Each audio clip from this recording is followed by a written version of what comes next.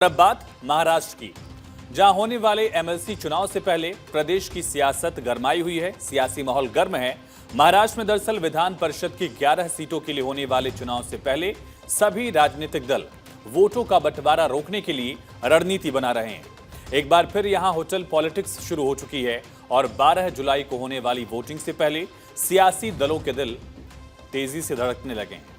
ऐसे में अपने विधायकों को बचाने के लिए सियासी दलों ने उनको होटल्स और रिजॉर्ट में कैद करना शुरू कर दिया है। दरअसल बांदा के होटल ताज लैंड्स एंड में शिवसेना के विधायक ठहरे हुए हैं और इसी तरह से एनसीपी ने भी अपने विधायकों को अंधेरी के ललित होटल में ठहराया है। शिवसेना उद्धव गुट के विधायक चुनाव से पहले आईटीसी ग्रैंड मराठा होटल में रुके हुए हैं और बीजेपी ने अपने विधायकों को ताज प्रेसिडेंसी होटल में ठहरा दिया है। क्रॉस वोटिंग का ये डर है और इसी डर की वजह से तमाम दल जो हैं इन्होंने अपने विधायकों को एक तरह से रिजॉर्ट पॉलिटिक्स में उलझाना शुरू कर दिया है। इनको होटल्स में, रिजॉर्ट्स में रुकवाएं।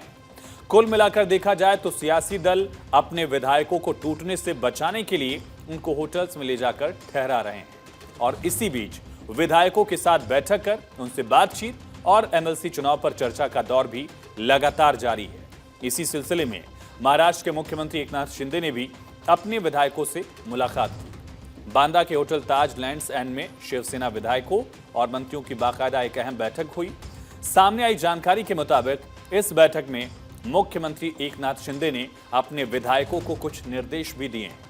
सूत्रों ने जानकारी भी दी कि मुख्यमंत्री ने इस बैठक में विधायकों से वोटों के बंटवारे, पेच फंसने और गठबंधन के धर्म को लेकर चर्चा की।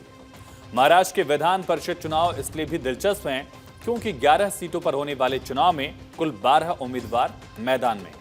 ऐसे में नंबर गेम के हिसाब से अगर देखा जाए तो महायुति यानी कि सरकार का जो पक्ष है, एनडीए जो है, वो आगे है, लेकिन क्रॉस वोटिंग से इनकार नहीं किया जा सकता और एक ऐसा ही चुनाव है जहां पर व्हिप लागू नहीं होता और कई बार इस तरह के चुनाव में क्रॉस वोटिंग देखी जाती है। 2022 में महाराष्ट्र में भी क्रॉस वोटिंग इस तरह के चुनाव में हो चुकी है और यही वजह है कि रिजॉर्ट पॉलिटिक्स महाराष्ट्र में शुरू हो गई है।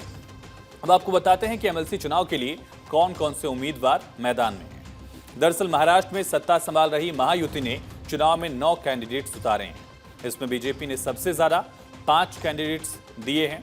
अजित पवार की एनसीपी और शिवसेना शिंदे गुट ने 2-2 प्रत्याशी उतारे हैं। दूसरी तरफ विपक्ष में बैठी महाविकास आघाड़ी के 3 उम्मीदवार मैदान में हैं। इसमें कांग्रेस और शिवसेना यूबीटी ने एक कैंडिडेट खड़ा किया है, जबकि शरद पवार की एनसीपी यानी एनसीपी एसपी ने शेतकारी कामगार पक्ष के उम्मीदवार जयंत पाटिल का समर्थन किया है। जयंत पाटिल अभी एमएलसी हैं, एक बार फिर से उनको समर्थन दिया गया है। वहीं विधान परिषद के चुनाव में एक कैंडिडेट को जीत के लिए कुल 23 वोट चाहिए होंगे पहली प्रायोरिटी की। महाराष्ट्र विधानसभा का कार्यकाल दरअसल 2.5 से 3 महीने में पूरा हो जाएगा। विधानसभा का चुनाव भी है और ऐसे में आगे होने वाले विधानसभा चुनाव के लिहाज से ये विधान परिषद का चुनाव गणित के लिहाज से बेहद अहम है। यहीं से चुनाव की दिशा भी तय होगी, ये माना जा रहा है, यानी कौन किसके साथ खड़ा है और किसके पास कितनी ताकत है। साथ ही विधान परिषद चुनाव में हर सदस्य को 6 साल का वक्त मिलता है, इसलिए भी दोनों गठबंधन और सभी 6 पार्टियां अपनी अपनी ताकत लगा रही हैं। महाराष्ट्र की 288 सीटों वाली विधानसभा में अभी 274 विधायक हैं। 14 सीटें विधायकों के निधन और कुछ विधायकों के सांसद बन जाने की वजह से खाली भी हैं और अब चुनाव बेहद दिलचस्प हो चुका है।